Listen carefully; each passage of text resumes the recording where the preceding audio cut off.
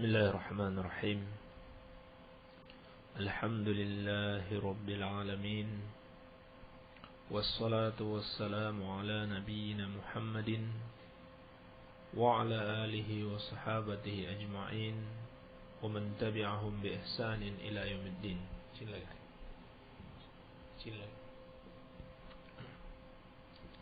Ikhwani fid din at-talabah dan para pendengar radio dakwah salafiyah rahimani wa rahimakumullah.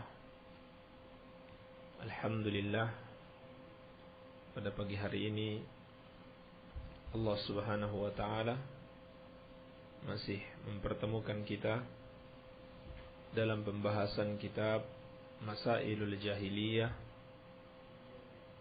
atau perangai-perangai jahiliyah, sifat dan karakteristik orang-orang yang hidup di masa jahiliyah, karya Al-Imam Muhammad bin Abdul Wahhab rahimahullahu ta'ala. Tentunya tujuan kita mempelajari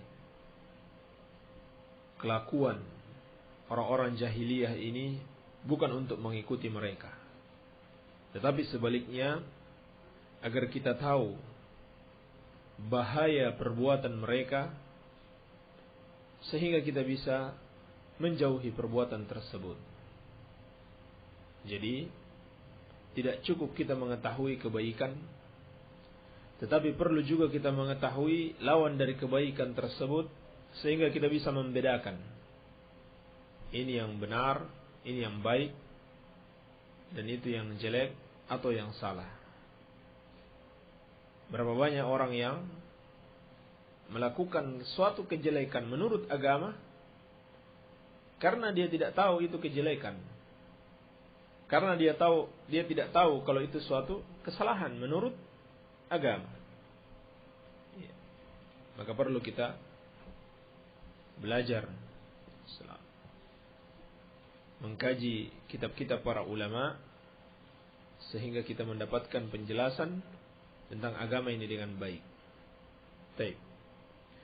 Kita masuk pada Al-Mas'alatu Tsalitsa 'asyarah, permasalahan yang ke-13. Qala al-mu'allif rahimahullah, al-ghuluw fil ulama was salihin. Permasalahan yang ke-13 adalah berlebih-lebihan, al-ghuluw fil ulama was salihin, dalam menghormati ulama dan orang-orang saleh. Berlebih-lebihan di dalam menghormati ulama dan orang-orang saleh. Inilah salah satu sifat dan karakteristik orang-orang di zaman jahiliyah. Mereka menghormati orang-orang saleh. Ini bagus, terpuji. Ulama salihin sudah sepatutnya dihormati, karena memang Allah Subhanahu wa taala sendiri menghormati para ulama dan orang-orang saleh. Seperti firman Allah Subhanahu wa taala, yarfa'illahu alladhina amanu minkum walladhina utul ilma darajat. Allah Subhanahu wa taala mengangkat derajatnya orang-orang yang beriman di antara kalian dan orang-orang yang berilmu beberapa derajat. Jadi dua golongan Allah Subhanahu wa taala angkat derajat mereka, menunjukkan pemuliaan Allah dan penghormatan Allah Subhanahu wa taala kepada dua golongan tersebut, yaitu golongan mukminin secara umum dan golongan ulama secara khusus. Yarfa'illahu alladhina amanu minkum walladhina utul ilma darajat, dalam surat Al-Mujadalah. Allah mengangkat orang-orang yang beriman di antara kalian dan orang-orang yang diberi ilmu beberapa derajat, menunjukkan Allah Subhanahu wa taala mendudukkan para ulama dan orang-orang saleh dalam kedudukan melebihi umumnya manusia. maka sudah sepatutnya umumnya manusia menghormati mereka. Menghormati para ulama dan menghormati orang-orang saleh. Bukan malah dilecehkan. Bukan malah dicemooh, dicela, atau dituduh macam-macam. Sebaliknya harus dihormati. Dan Allah Subhanahu wa taala mengancam bagi siapa yang menyakiti orang-orang saleh, menyakiti wali-wali Allah Subhanahu wa taala, maka Allah akan memusuhinya. Seperti dalam riwayat Bukhari, dalam hadis qudsi, Allah Subhanahu wa taala berfirman, "Man adali waliyan, man adali waliyan, faqad adzantuhu bil harbi." Barang siapa yang memusuhi waliku, kekasihku, memusuhi orang yang dicintai Allah, orang yang dihormati oleh Allah, faqad adzantuhu bil harbi, maka aku umumkan perang terhadapnya. Subhanallah, bahaya yang sangat besar apabila kita melecehkan para ulama, memusuhi orang-orang yang saleh. Allah Subhanahu wa taala yang akan menjadi musuh kita. Maka wajib bagi kita untuk menghormati para ulama dan orang-orang saleh. Akan tetapi tidak boleh berlebih-lebihan. Inilah yang mengantarkan orang-orang musyrik dahulu, yang tadinya mereka mentauhidkan Allah, pada akhirnya kemudian mereka menyekutukan Allah Subhanahu wa taala. Kenapa? Karena mereka berlebih-lebihan di dalam menghormati orang-orang yang saleh. Gulu, maknanya secara bahasa az-ziyadatu 'anil hadd, melebihi batas. Adapun secara syar'i, yang dimaksud dengan al-gulu, yang dimaksud dengan berlebih-lebihan di dalam menghormati ulama dan orang-orang saleh adalah az-ziyadatu fi raf'i syakhsin, melebihi batas di dalam menghormati seseorang fauqa manzilatihi la'iqah bihi, di atas kedudukan yang layak baginya. Kaziyadati fi haqqil anbiya awis salihin, seperti melebihi batas, melampaui batas di dalam menghormati para nabi dan orang-orang saleh. Wa raf'ihim, dan mengangkat mereka, an qadrihim, dari kedudukan mereka yang sebenarnya, ila rububiyah awil uluhiyah, kepada derajat rububiyah dan derajat uluhiyah. Yani mengangkat atau mendudukkan orang-orang saleh layaknya Allah Subhanahu wa taala yang memiliki sifat rububiyah ataupun uluhiyah. Seperti menganggap orang-orang saleh, baik yang masih hidup maupun yang sudah meninggal, bisa menyembuhkan orang-orang yang sakit. Lalu mereka pun berdoa kepada orang-orang saleh yang sudah meninggal, meminta kepada mereka. Atau menganggap para nabi dan rasul, para wali-wali Allah Subhanahu wa taala dapat mengabulkan doa mereka atau memberikan suatu kemanfaatan dan menolak kemudaratan. Ini berlebihan.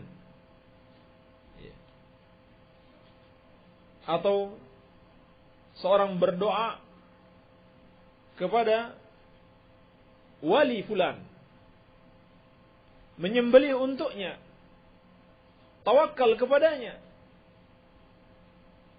berharap kepadanya. Ini bentuk-bentuk gulu, berlebih-lebihan. telah mengangkat mereka ke derajat Allah Subhanahu wa taala. Inilah penyebab jatuhnya orang-orang jahiliyah kepada perbuatan syirik, kepada perbuatan menyekutukan Allah Subhanahu wa taala. Maka hati-hatilah wahai kaum muslimin, jangan sampai kita mengikuti kebiasaan orang-orang jahiliyah dahulu. Maka Allah Subhanahu wa taala telah mengingatkan kaqaulihi, seperti dalam firman-Nya, ya ahlal kitabi la taghlu fi dinikum wa la taqulu 'ala Allahi illa al-haqqa. Yarhamukallah. Dalam surat An-Nisa ayat ke-171.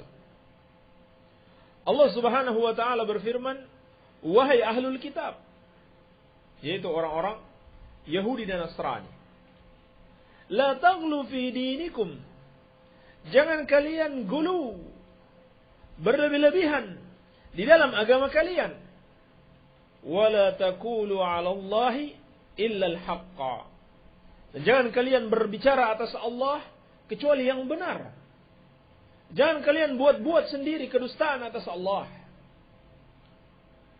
Bagaimana bentuk kedustaan orang-orang Yahudi dan Nasrani? Bagaimana bentuk gulu mereka? Di antaranya orang-orang Yahudi mengatakan Uzair ibn Allah. Uzair adalah anak Allah Subhanahu wa taala. Ini gulu, berlebih-lebihan, dan ucapan dusta atas nama Allah. Dan Allah telah membantah mereka. Lam yalid wa lam yulad wa lam yakul lahu kufuwan ahad. Allah tidak melahirkan dan tidak dilahirkan, tidak memiliki anak dan tidak diperanakan. Tidak ada yang serupa dengan Allah Subhanahu wa taala. Adapun orang-orang Nasrani, mereka juga mengatakan Nabi Isa alaihissalam anak Allah Subhanahu wa taala. Bukan cuma itu, mereka mengatakan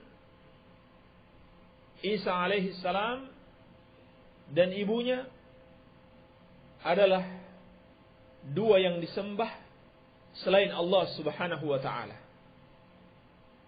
Ini dari mana mereka dapat ide seperti ini? Dari mana kebodohan seperti ini? Karena begitu menghormatinya Nabi Isa alaihi salam, tetapi melampaui batas di dalam menghormati, sampai mengangkat Nabi Isa alaihi salam ke derajat Allah Subhanahu wa taala. Layaknya Allah Subhanahu wa taala yang disembah, yang diibadahi, yang bisa menyelamatkan mereka, yang bisa mengabulkan doa-doa mereka. Ini yang mereka lakukan kepada Nabi Isa alaihi salam. Maka mereka tersesat. Subhanallah, sekarang ada berapa miliar orang-orang Nasrani di muka bumi ini? Apa lebih banyak atau lebih sedikit dari kaum muslimin? Banyak sekali orang-orang Nasrani di muka bumi ini. Lihat bagaimana dampaknya. Dan itu hanya dimulai dari suatu perbuatan. Tersesatnya miliaran manusia dimulai dari suatu perbuatan, yaitu al-ghulu fi Isa alaihi salam, berlebih-lebihan di dalam menghormati Nabi Isa alaihi salam. Hati-hati. Demikian pula pada kaum Nabi Nuh alaihi salam. Seperti yang Allah firmankan dalam surat Nuh, wa qalu la tadharunna alihatakum wa la tadharunna waddan wa la suwa'a wa la yaghutha wa ya'uqa wa nasra. ketika Nabi Nuh alaihi salam mengajak mereka untuk beribadah kepada Allah, mereka mengatakan, sekali-kali janganlah kalian meninggalkan sesembahan-sesembahan kalian. Jangan kalian tinggalkan Wat, jangan pula Suwa, jangan Yaguth, Ya'uq dan Nasr. Jangan tinggalkan sesembahan-sesembahan tersebut. Siapakah sesembahan-sesembahan ini yang disembah oleh kaum Nabi Nuh alaihi salam? Wat, Suwa, Yaguth, Ya'uq dan Nasr. Apakah mereka para syaitan? Tidak. Mereka adalah orang-orang saleh. Mereka adalah orang-orang saleh. Inilah awal mula terjadi kesyirikan di muka bumi ini. 10 abad lamanya. Sejak Nabi Adam alaihissalam sampai Nabi Nuh alaihissalam tidak pernah terjadi kesyirikan. Seperti yang Allah firmankan, kana nasu ummatan wahidah. Dahulu manusia adalah umat yang satu, yakni satu di atas tauhid. Tidak ada yang menyekutukan Allah selama 10 abad lamanya. Kesyirikan kepada Allah pertama terjadi pada masa Nabi Nuh alaihi salam ketika meninggal orang-orang yang disebut di dalam ayat ini. Dalam surat Nuh ayat ke-23. Ada 5 orang.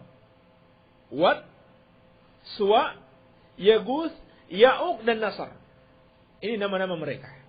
Kata Ibnu Abbas radhiyallahu taala anhuma, sebagaimana dalam riwayat Bukhari, hadhihi asma'u rijalin salihin min qaumi Nuh. 5 orang ini adalah nama-nama orang-orang saleh dari kalangan kaumnya Nabi Nuh alaihi salam. Falamma halaku auha syaitanu ila qaumihim. Ketika mereka meninggal, maka syaitan mewahyukan kepada kaum mereka. Yani membisikkan kepada kaum mereka. Alinsibu ila majalisihim allati kanu yajlisuna fiha ansaba. Buatlah patung-patung atau gambar-gambar sebagai monumen peringatan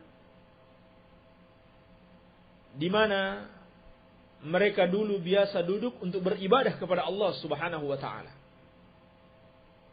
Untuk apa? Untuk menghormati mereka. Ya. Menghormati jasa para pahlawan yang telah gugur mendahului kita. Ya. Kurang lebih seperti itu katanya. Dibuatlah patung-patung, gambar-gambar orang-orang saleh tersebut dalam rangka penghormatan. Ini gulu, berlebih-lebihan.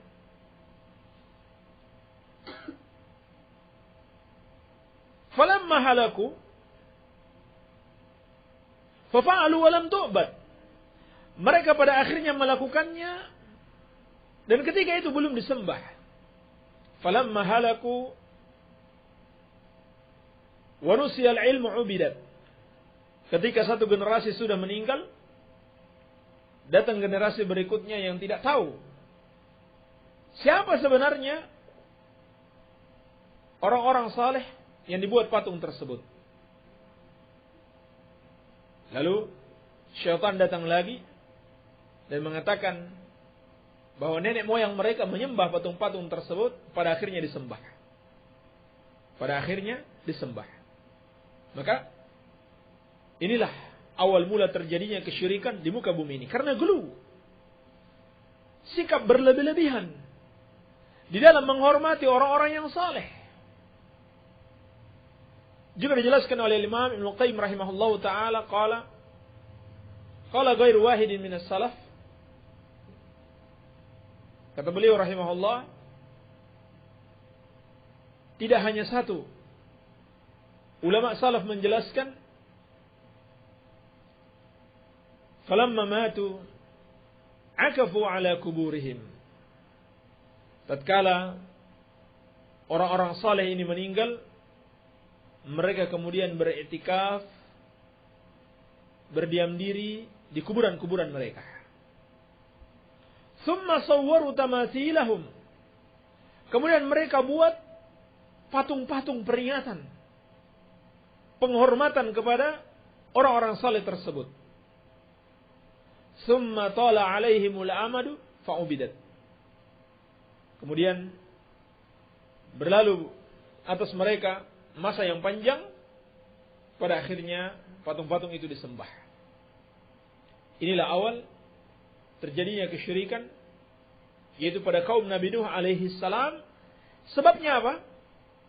Sikap mereka yang berlebih-lebihan di dalam menghormati orang-orang yang saleh, melewati batas yang Allah tetapkan atas mereka. Mereka angkat manusia layaknya Allah Subhanahu wa taala yang memiliki sifat-sifat rububiyah dan sifat-sifat uluhiyah. Maka hati-hatilah wahai kaum muslimin, jangan menghormati orang-orang saleh secara berlebih-lebihan.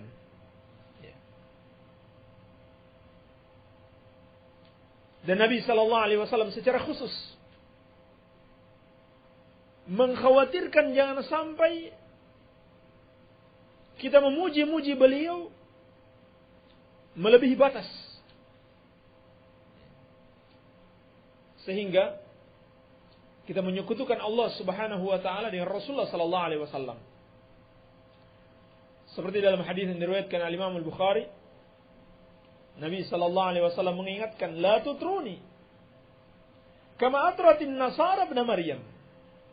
Jangan kalian memuji aku secara berlebih-lebihan sebagaimana yang dilakukan oleh orang-orang Nasrani kepada Nabi Isa bin Maryam alaihi salam. Jangan berlebih-lebihan di dalam memuji Rasulullah sallallahu alaihi wasallam. Innama ana abdun. Aku ini hanyalah hamba. Faqulu Abdullahi wa rasuluh. Maka cukup kalian mengatakan Nabi sallallahu alaihi wasallam itu adalah Abdullahi wa rasuluh. Hamba Allah dan Rasulnya. Cukup sampai di situ. Ini sudah merupakan kehormatan yang luar biasa sebagai hamba Allah dan sebagai Rasul Allah Subhanahu wa taala. Tetapi sayangnya sikap berlebih-lebihan terhadap orang-orang saleh ini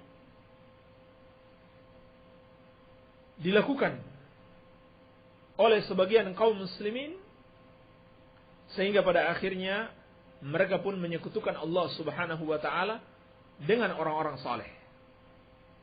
Iya. Di mana mereka memuji Rasulullah sallallahu alaihi wasallam secara berlebih-lebihan. Seperti sebuah syair yang ada dalam kitab Maulid. Syair yang ditulis oleh Al-Busiri, dia mengatakan, "Ya akramal khalqi, ma liman aludhu bihi siwaka, inda huduthil hadithil amam." Kata Al-Busiri, "Wahai makhluk yang paling mulia, tidak ada tempat aku berlindung selain kepadamu ketika aku ditimpa suatu musibah." Perhatikan, ini pujian dia kepada Rasulullah sallallahu alaihi wasallam. Pujian yang mengantarkannya kepada kesyirikan. Dia samakan antara Allah dengan Rasulnya sallallahu alaihi wasallam sebagai tempat berlindung, tempat memohon pertolongan ketika ditimpa suatu musibah. Ini terjadi pada umat Rasulullah sallallahu alaihi wasallam. Maka perlu diperingatkan. Berapa banyak orang-orang yang datang di kuburan orang-orang saleh, meminta kepada penghuni kubur tersebut. Ini apa sebabnya? Sikap berlebih-lebihan kepada penghuni kubur tersebut. Dan termasuk sikap berlebih-lebihan kepada orang-orang saleh ketika bertemu dengan orang-orang saleh ini, berebutan mau cium tangan, menganggap kalau cium tangan dengan Pak Kiai akan dapat keberkahan. Dari mana dalilnya keberkahan di tangan Pak Kiai? Sisa minum Pak Kiai berebutan. Padahal Pak Kiai mungkin ada penyakitnya. Bisa terjangkit kepada orang-orang yang minum sisa airnya. Mana dalilnya bahwa di situ ada keberkahan? Ini bentuk gulu. Berlebih-lebihan. Di dalam menghormati para ulama, di dalam menghormati orang-orang yang saleh. Tidak perlu sampai seperti itu.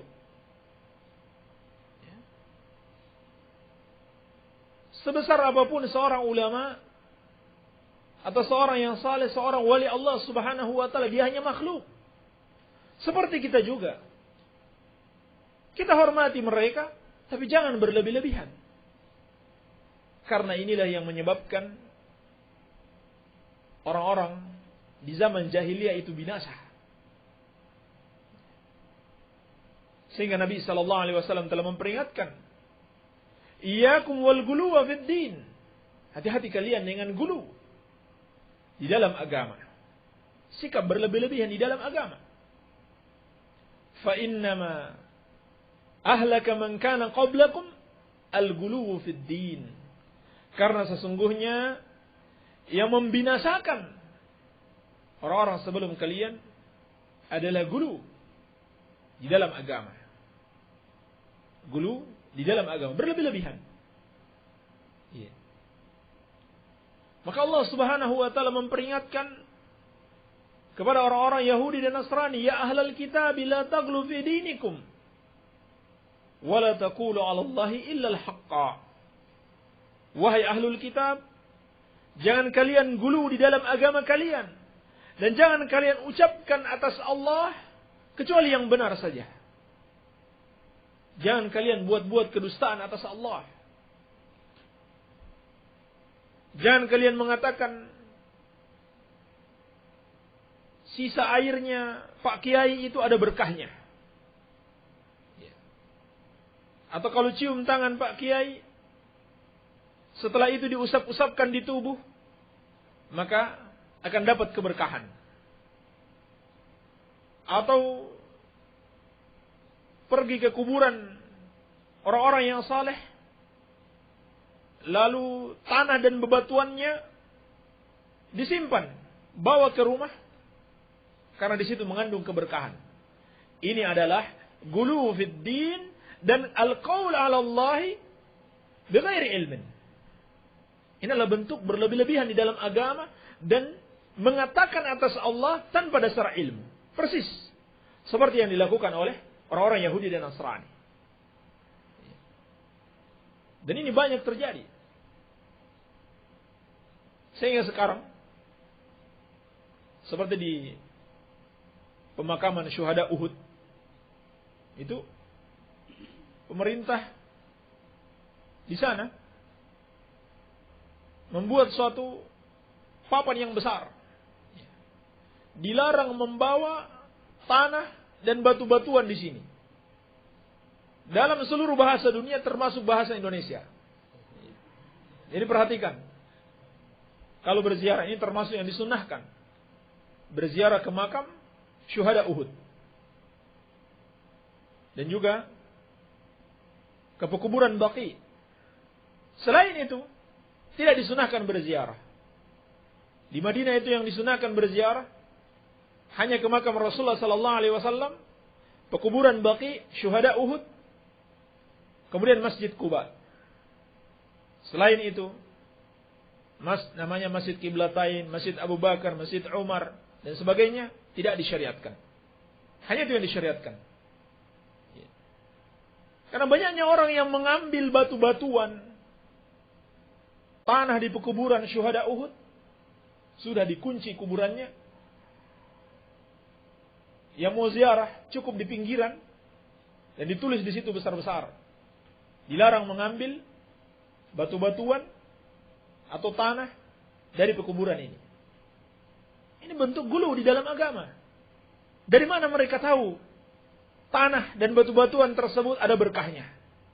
Tidak ada dalilnya sama sekali. Kalau begitu itu gulu di dalam agama, berlebih-lebihan, melampaui batas. Kan batas di dalam agama itu Al-Quran wa Sunnah. Siapa yang melampaui batas Al-Quran dan Sunnah, itulah gulu namanya. Lalu ada seorang yang sok pintar mengatakan tanah ini ada berkahnya. Ini bentuk berbicara atas Allah tanpa hak, seperti yang dilakukan oleh orang-orang Nasrani. Mereka katakan Allah memiliki anak. Maka orang yang mengatakan batu-batuan itu memiliki keberkahan, sama dia. Dia mengucapkan atas Allah tanpa didasari oleh al-haq, tanpa didasari oleh ilmu, yakni tanpa ada dalil dari Al-Quran wa Sunnah. Atau dia mengatakan ini kubur keramat. Lalu orang-orang mulai berdatangan ke sana dan dikenakan tarif setiap kali masuk. Dari mana dia tahu ini kubur keramat? Ini bentuk gulu di dalam agama. Ini bentuk berbicara atas Allah tanpa hak, persis seperti yang dilakukan oleh orang Yahudi dan Nasrani. Tidak ada dalilnya sama sekali yang membedakan antara kubur ini dan kubur yang lain. Sehingga kubur ini perlu ditinggikan dan kubur yang lain biasa-biasa saja. Kubur yang ini perlu dihias-hiasi, dibagus-baguskan, dibuat pagarnya, lalu ada penjaga pintu. Setiap kali orang masuk harus menyetor kepadanya. Dia memakan harta manusia dengan cara yang batil. Dari mana dia tahu kubur ini harus dibagus-baguskan melebihi kubur yang lainnya? Ini bentuk orang yang melakukan gulu di dalam agama. Kenapa? Karena tidak ada dalil di dalam Al-Quran was Sunnah. Inilah semuanya yang bisa mengantarkan kepada kesyirikan. Maka Nabi SAW memerintahkan Ali bin Abi Thalib radhiyallahu anhu alla tada'a timthalan illa tamastahu wala qabran musyrifan illa sawaitahu. Jangan engkau biarkan satu patung atau gambar bernyawa kecuali engkau hancurkan, dan jangan engkau biarkan satu kubur yang ditinggikan kecuali engkau ratakan. Ini perintah Rasulullah SAW untuk meratakan kuburan. Dan Imam Syafi'i rahimahullah ta'ala mengatakan, seperti yang dikutip oleh Imam Nawawi dalam Syarah Sahih Muslim, aku melihat para imam di Makkah memerintahkan untuk menghancurkan kuburan-kuburan. Lalu kata Imam Syafi'i, ini berdasarkan perintah Rasulullah SAW, wala qabran musyrifan illa sawaitahu. Tidaklah engkau lihat kuburan itu ditinggikan kecuali engkau ratakan. Ini perintah Rasulullah SAW. Kenapa? Karena orang yang meninggikan kuburan orang-orang yang saleh itu adalah gulu, berlebih-lebihan di dalam menghormati orang-orang yang saleh tersebut. Sehingga pada akhirnya orang-orang mengagungkan kuburan itu karena kelihatannya kok berbeda dengan kuburan yang lain. Kuburan yang ini ada perhiasannya, lebih tinggi dari yang lain, ada penjaganya. Kalau begitu, kuburan ini kuburan keramat, bukan kuburan sembarang. Maka pada akhirnya mereka pun berdoa kepada penghuni kubur tersebut. Mereka terjatuh pada kesyirikan kepada Allah Subhanahu wa taala.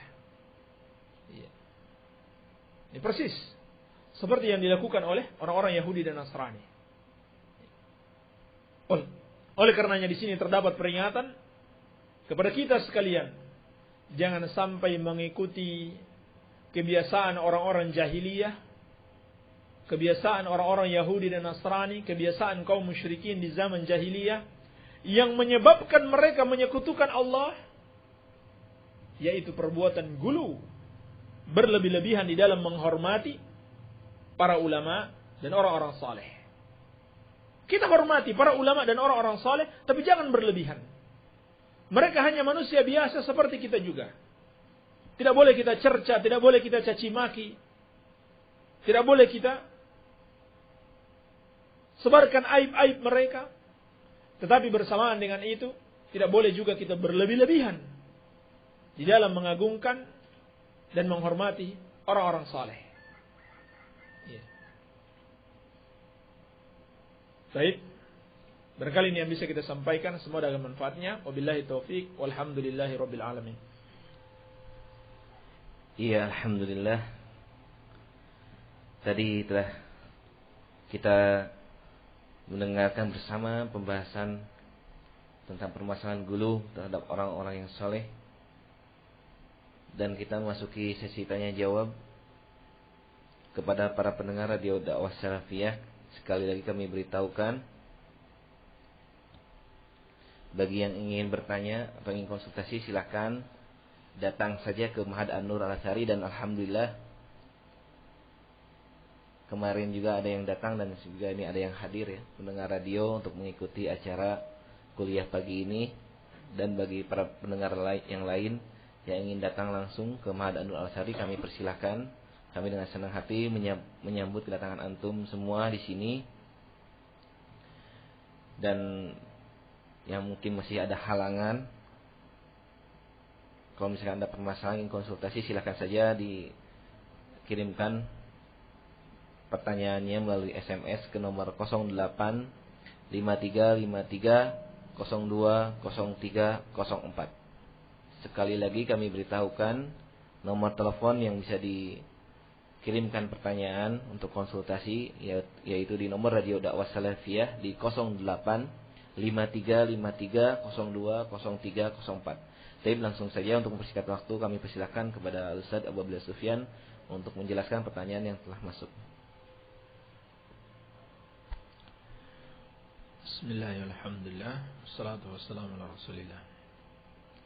Assalamualaikum. Waalaikumsalam. Ustaz, di dalam hadis disebutkan bahwa di antara amalan yang paling dicintai Allah, yang paling utama, yaitu salat pada waktunya. Apakah hadis ini hanya menyebutkan keutamaan salat tepat waktunya, atau orang yang sengaja mengakhirkan waktu salat dia mendapatkan dosa? Dan bagi perempuan yang tidak diwajibkan salat berjamaah, bila dia mengakhirkan waktu salat sama mendapatkan dosa? Baik. Hadis tersebut, ketika Rasulullah SAW ditanya, amalan apakah yang paling bagus, yang paling utama, yang paling afdal, maka beliau mengatakan salat pada waktunya. Memang di dalam hadis ini tidak terdapat peringatan atau larangan orang yang mengakhirkan waktu salat. Tetapi dalam hadis yang lain banyak peringatan dan larangan Rasulullah SAW dari mengakhirkan salat. Seperti dalam As-Sahihain, dalam riwayat Bukhari dan Muslim dari Anas bin Malik radhiyallahu taala anhu, Nabi SAW bersabda, "Tilka salatul munafik." Orang yang suka mengakhirkan waktu salat seperti mengakhirkan waktu salat asar. Kata Nabi SAW, itu adalah salatnya orang munafik. Yajlisu yarkubu syams, dia duduk memperhatikan matahari. Hatta idza kanat baina qarnay syaitan qama fanaqaraha arba'an la yadhkurullaha illa qalila. La yadhkurullaha fiha illa qalila.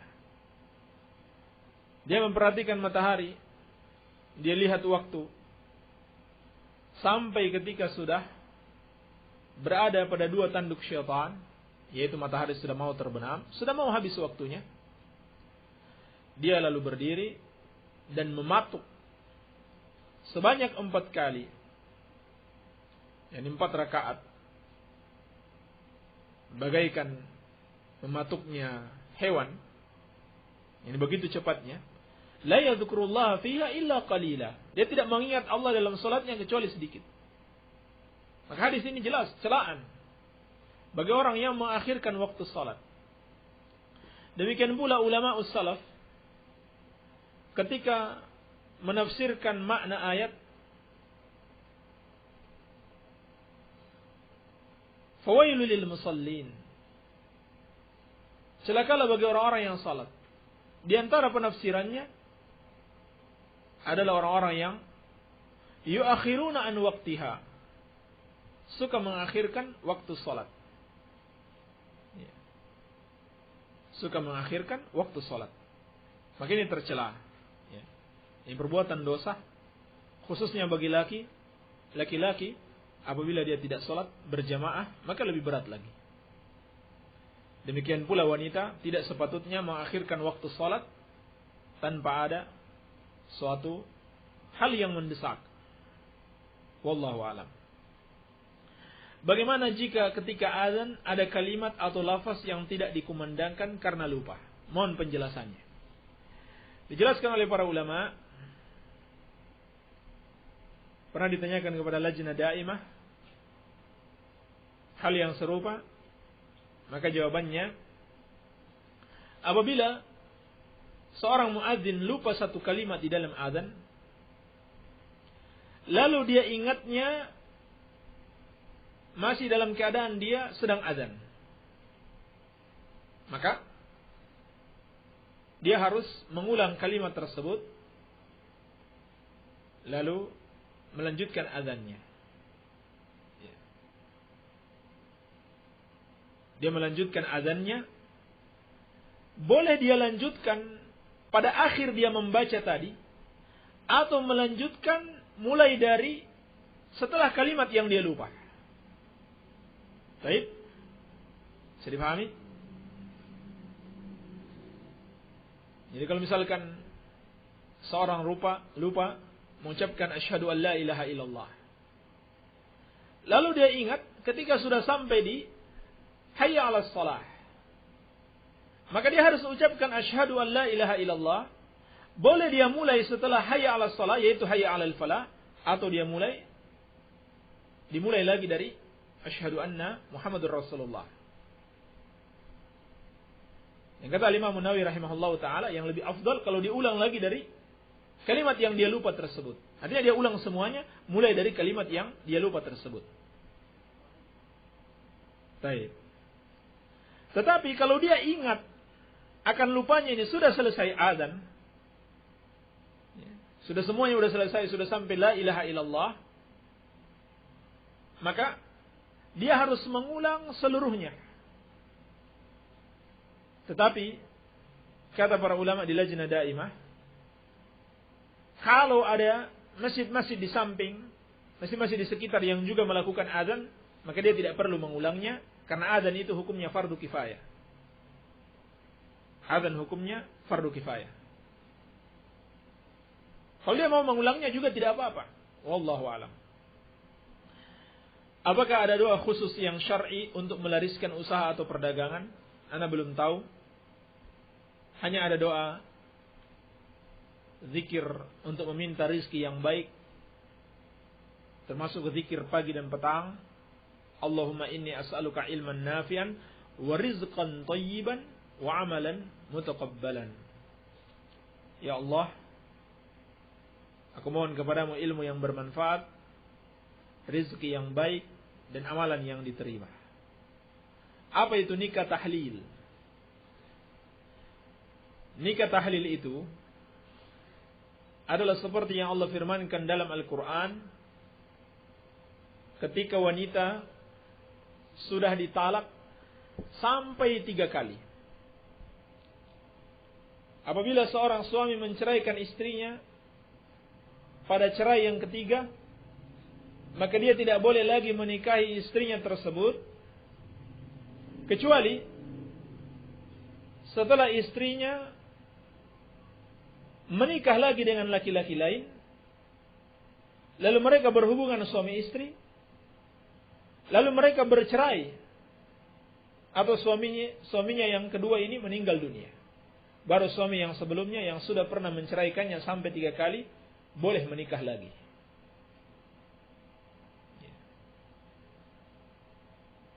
Lalu ada orang-orang yang mau mengakali syariat. Jadi karena suami yang pertama ini ingin menikahi lagi, maka dia atur agar istrinya atau bekas istrinya menikah dengan laki-laki lain, lalu dibikin kesepakatan. Setelah dinikahi, setelah berhubungan, lalu diceraikan. Maka ini dinamakan dengan nikah tahlil, pura-pura menikah. Cuma untuk menghalalkan suami yang pertama agar bisa menikah dengan istri yang sudah pernah dia ceraikan sebanyak 3 kali. Akhir. Angkat itu musafir di atas. Ini namanya nikah tahlil. Cuma untuk menghalalkan suami yang pertama. Ini hukumnya haram. Termasuk dosa besar, termasuk perzinahan. Nabi SAW bersabda, la'anallahu al-muhallal wal muhallil lahu. Allah melaknat orang yang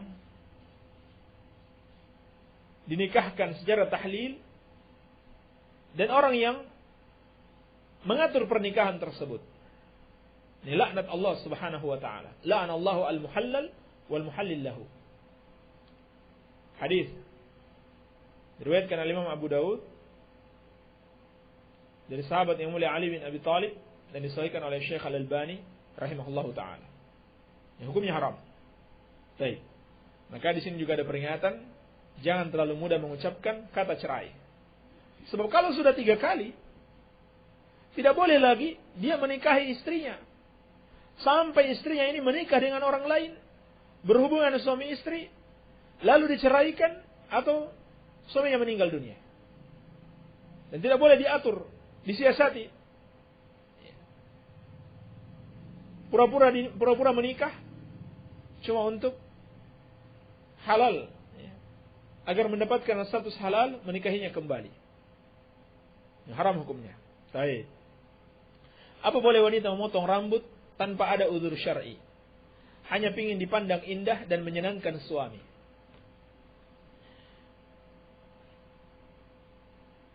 Yang paling penting di sini, seperti yang dijelaskan oleh Syekh bin Baz rahimahullahu taala, adalah menjaga keindahan. Menjaga keindahan. Iya. Ini yang pertama. Yang sampai dipotong malah menjadi jelek. Suaminya jadi tidak suka. Yang kedua, tidak menyerupai rambut laki-laki. Seperti terlalu pendek, layaknya rambut laki-laki.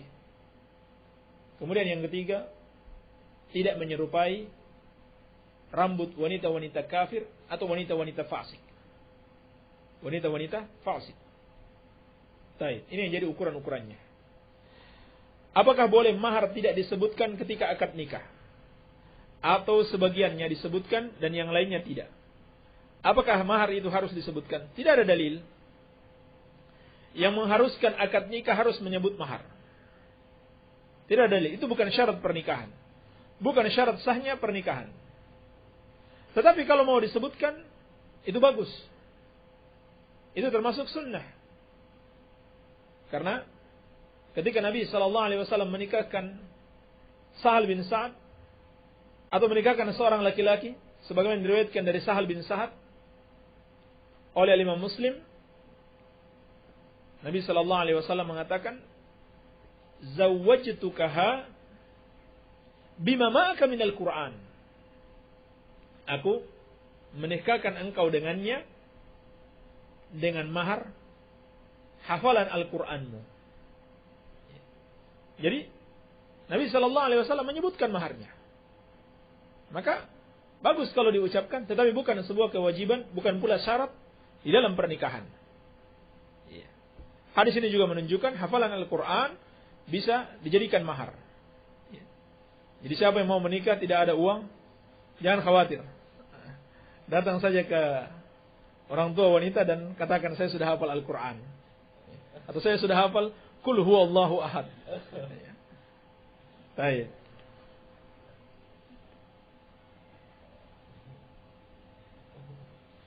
Ustaz, saya sudah sampaikan kepada orang tua saya yang dapatkan dari pendengar salafi bab tariqah itu, saya suruh hentikan. Jawabnya, Ustaz, ini sudah jadi peganganku dari dulu. Kamu punya pendapat yang baru, mau dilakukan silahkan. Acara baru. Yang saya tanya, Ustaz, menasihati orang tua sedikit yang kiranya benar ada dalilnya, lalu dibantah dengan ucapan yang demikian adanya. Mohon dijawab. Ya, kita tetap berusaha menasihati lagi. Dan perlu kita persiapkan dalil-dalil yang kuat yang dengannya kita dapat memahamkan orang tua. Maka disinilah pentingnya menuntut ilmu agama, menghafal dalil, mengetahui penjelasan para ulama. Baik kita jelaskan dengan dalil-dalil syariat maupun dalil-dalil yang kiranya masuk di akal. Sehingga orang yang kita nasihati itu bisa berpikir, bisa merenungkan apa yang kita katakan, apa yang kita sampaikan. Kalaupun tidak mampu kita sampaikan secara langsung, mungkin ada sebuah buku kita berikan sebagai hadiah untuk dibaca, atau satu kaset ceramah biar didengarkan lebih jelas. Dan juga perlu diperhatikan cara kita menyampaikan harus dengan cara yang baik, pada saat yang tepat, dan menyampaikan dengan lemah lembut, dan juga tidak lupa didoakan. Dan bersabar. Jangan sekali menyampaikan ditolak, lalu setelah itu tidak ada usaha lagi untuk menyampaikan. Bersabar. Dan lihat situasi dan kondisi yang tepat. Baik. Pak Kiai mau nanya, saya masih ingin belajar. Namun gangguan dan cobaan ada saja. Dan saya satu-satunya anak laki-laki dari 2 saudara atau 2 saudari. Yang saya alami, saya belum berbuat baik kepada kedua orang tua. Dan apakah saya tidak berdosa minta nasihatnya supaya bisa tenang? Barakallahu fiik. Wa fiik barakallah. Menuntut ilmu agama adalah sebuah kewajiban. Nabi SAW telah mengingatkan, talabul ilmi faridah ala kulli muslim. Menuntut ilmu itu wajib bagi setiap muslim. Dan seorang yang terganggu belajarnya, hendaklah dia berdoa kepada Allah Subhanahu wa taala. Dan berusaha semampunya untuk dapat menghadiri majelis ilmu. Kalaupun dia tidak bisa menghadiri majelis ilmu, maka dia gunakan sarana apa saja yang bisa atau memungkinkan dia menuntut ilmu. Seperti dengan membaca buku, mendengarkan kaset-kaset ceramah, dan sebagainya. Dan tidak perlu dipertentangkan antara berbakti kepada kedua orang tua dan menuntut ilmu. Seorang yang berbakti kepada kedua orang tua, inilah tujuan dari menuntut ilmu.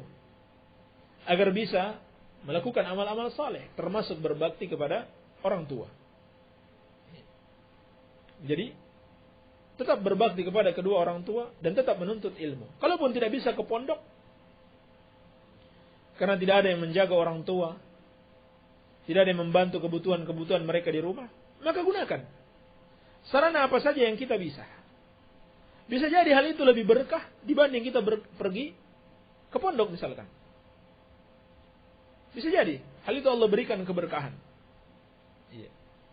Maka yang penting di sini jangan sia-siakan waktu, gunakan segala sarana yang ada untuk bisa menuntut ilmu. Baik. Kalau kita melihat wanita yang tidak menutup aurat, Apakah sama dosa kita dengan dosa wanita yang tidak menutup aurat tersebut? Tentunya tidak sama. Orang yang menyebabkan orang lain berdosa, dosanya berlipat ganda. Dia menanggung dosanya sendiri, dan juga dia mendapatkan dosa orang-orang yang mengikuti dosa yang dia lakukan. Atau orang-orang yang berbuat dosa diakibatkan perbuatan dia. Jadi dia dapatkan 2 kali lipat dibanding orang yang dia ajak berbuat dosa, tanpa mengurangi orang-orang yang berdosa tersebut, tanpa mengurangi dosa-dosa mereka. Seperti dalam hadis kata Nabi sallallahu alaihi wasallam, "Man da'a ila dhalalah kana lahu min al-itsmi mithlu athami alladhi tabi'ahu la yanqusu dzalika min athamihim syai'a." Siapa yang mengajak kepada kesesatan, kepada suatu dosa, maka dia mendapatkan dosa dan dosa orang-orang yang mengikutinya tanpa mengurangi dosa-dosanya sedikit pun. Dan bahayanya, wanita yang tidak menutup auratnya, dia bukan saja menyebabkan laki-laki itu berdosa karena melihatnya, tetapi juga dia mengajak wanita-wanita yang lain untuk membuka auratnya. Terlebih kalau dia seorang ibu dan memiliki anak wanita, itu sama saja setiap hari dia mengajak anaknya masuk neraka. Dan suami yang membiarkannya, sama saja dia membiarkan istrinya mengajak anak perempuannya untuk masuk neraka secara bersama-sama. Padahal Allah Subhanahu wa taala telah memperingatkan, "Qu anfusakum wa ahlikum nara." Kepada para suami, jagalah diri dan keluarga kalian dari neraka. Bagaimana bentuk menjaganya? Larang mereka dari perbuatan yang haram. Kalau dia biarkan istrinya membuka aurat, itu sama saja dia membiarkan istrinya mengajak wanita lain, bahkan mengajak anaknya sendiri untuk masuk neraka. Walaupun bukan dengan kata-kata dia mengajak, tapi dengan perbuatannya.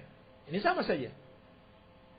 Dengan perbuatannya dia ajak orang-orang untuk berbuat dosa, untuk masuk neraka bersama-sama dia.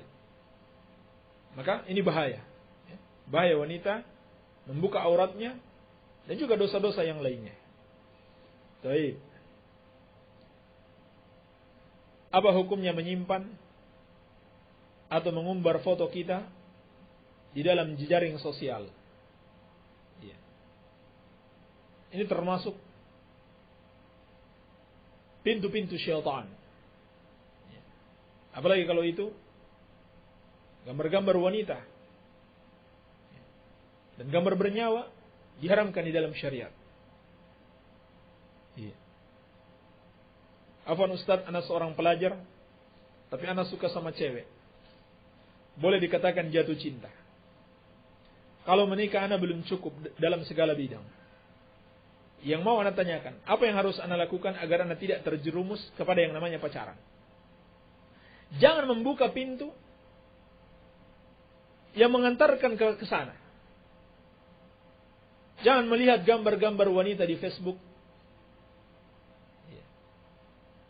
Jangan bergaul bebas dengan wanita-wanita, atau sebaliknya, wanita dengan laki-laki. Inilah sesungguhnya yang mengantarkan kepada pacaran dan perzinahan. Maka Allah Subhanahu wa taala telah memerintahkan, "Wa qul lil mu'minin ay yaghuddu absarahum wa yahfazu furujahum." Katakan kepada laki-laki yang beriman, hendaklah mereka menundukkan pandangan mereka dan menjaga kemaluan mereka. Sebaliknya juga Allah katakan kepada wanita-wanita yang beriman, hendaklah mereka tundukkan pandangan mereka dan menjaga kemaluan mereka. Ini yang dilakukan, jauhi sebab-sebab yang bisa mengantarkan kepada fitnah, yang bisa mengantarkan kepada pacaran dan perzinahan.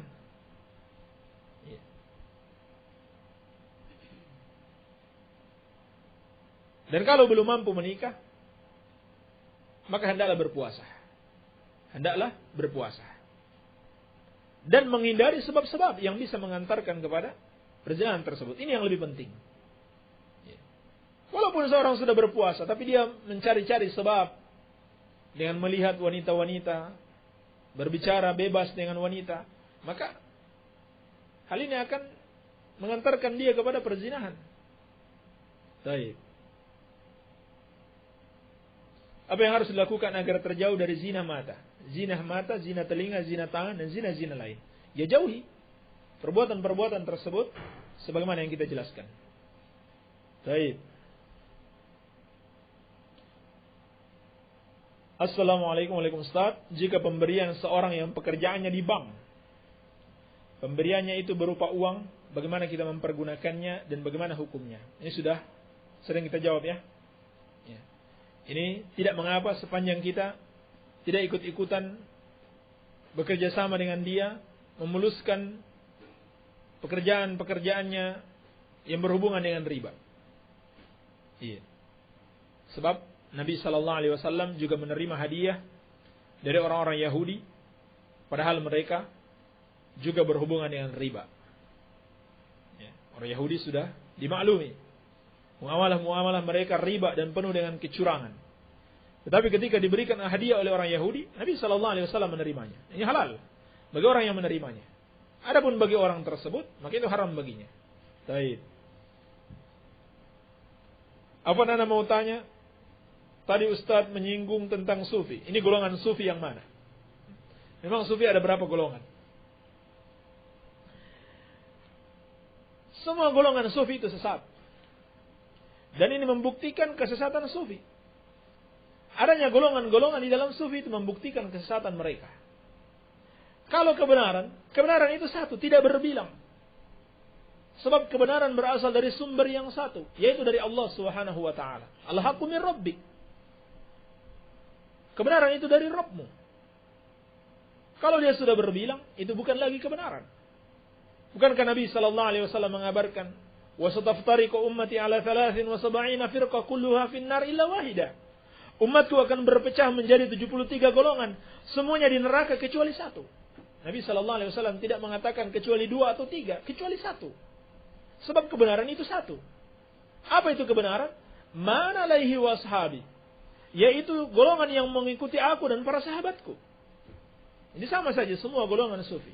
Hanya saja golongan-golongan sufi ini ada yang tingkatan kesesatannya sangat parah dan ada yang lebih ringan daripada itu. Ya minimal sufi itu adalah kebid'ahan. Tetapi ada yang sampai pada kesyirikan. Ada yang sampai pada kesyirikan. Ya, seperti berdoa kepada wali-wali mereka. Ya. Berdoa kepada pimpinan-pimpinan, mursyid-mursyid mereka. Ya. Menganggap mursyid-mursyid mereka dapat menyelamatkan mereka dari neraka. Ya. Dan sebagainya. Ini bentuk kekufuran. Yang paling minimal, mengamalkan zikir-zikir, wirid-wirid yang diajarkan guru-guru mereka tanpa ada dasarnya, ada dasar dalil dari Al-Quran wa sunnatu Rasulillah sallallahu alaihi wasallam. Jadi sama saja semua golongan sufi. Semua golongan sufi tidak ada satupun yang dicontohkan oleh Rasulullah sallallahu alaihi wasallam dan para sahabatnya. Ustaz, kalau kita masuk ke dalam kemaksiatan termasuk takdir Allah. Meskipun kita berusaha agar tidak terjerumus ke dalam kemaksiatan, tapi kalau sudah takdir Allah bagaimana? Yang mau Anda tanyakan, apakah kita berdosa apabila terjerumus ke dalam kemaksiatan dan kenapa kita berdosa? Kan itu sudah takdir Allah, mohon penjelasannya beserta dalilnya.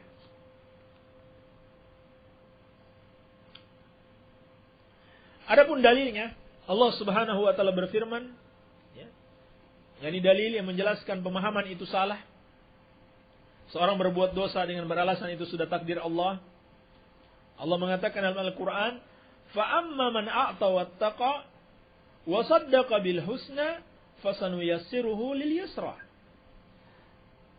Barang siapa yang bersedekah dan bertakwa dan membenarkan surga, maka kami akan mudahkan kepadanya jalan-jalan kebaikan.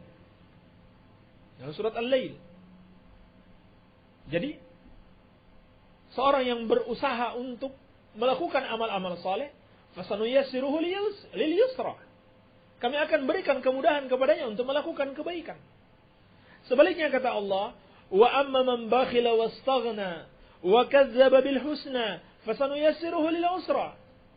Adapun orang yang bakhil, tidak mau bersedekah, dan dia menyombongkan diri, dan dia tidak membenarkan, dia mendustakan adanya surga, fasanuyassiruhu lil usra, maka kami akan mudahkan dia melakukan kejelekan-kejelekan. Jadi dia sendiri yang berusaha untuk melakukan kejelekan, lalu Allah Subhanahu wa taala jerumuskan dia ke dalam kejelekan-kejelekan tersebut. Iya. Baik. Kemudian yang kedua, dalil secara logika bahwa manusia tidak tahu apa takdir Allah untuk dia. Sehingga dia tidak bisa mengatakan, saya kan sudah ditakdirkan untuk berbuat maksiat. Jadi saya tidak akan bisa keluar lagi dari takdir ini. Tidak bisa dia katakan itu sebab dia tidak tahu apa takdir Allah untuk dia. Apakah kita tahu setengah jam ke depan kita akan mencuri? Sehingga kita mengatakan, saya harus mencuri karena ini sudah takdir Allah. Saya tidak bisa lari darinya. Kan kita tidak tahu, tidak ada yang mengetahuinya.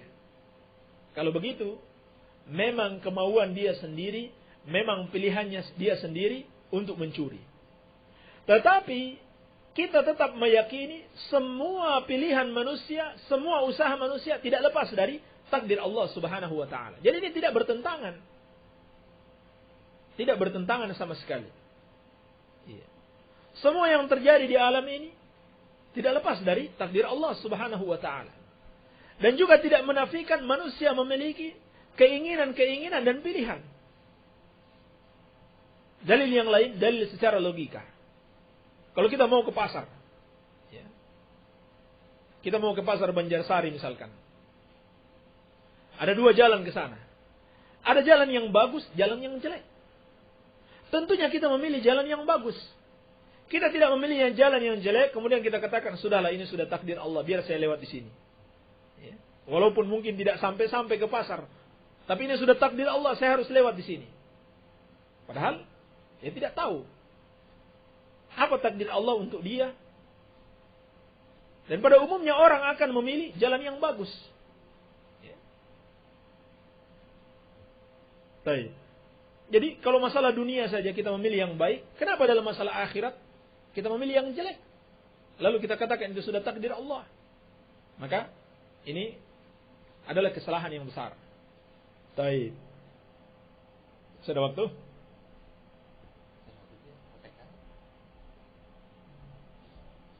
Ustaz, pernah saya katakan kepada seorang bahwa saya tidak ikut Yasin, tidak ikut Tarekah, tidak mengadakan tahlil. Apalagi misal keluarganya meninggal dunia tidak di 3 hari, 7 hari, 40 hari, dan 100 hari, bisa dikatakan ikut-ikutan Islam Muhammadiyah. Katanya Yasin tidak boleh, tahlil tidak boleh, 37, 40, 100 hari orang mati, tidak boleh. Dan yang saya tanya Ustaz, apa betul Muhammadiyah seperti itu? Mohon dijawab. Jangan ditanyakan seperti itu. Tanyakan apakah syariat Islam seperti itu atau tidak. Iya. Syariat Islam tidak mengajarkan semua itu. Itu dari syariatnya Hindu. Ya.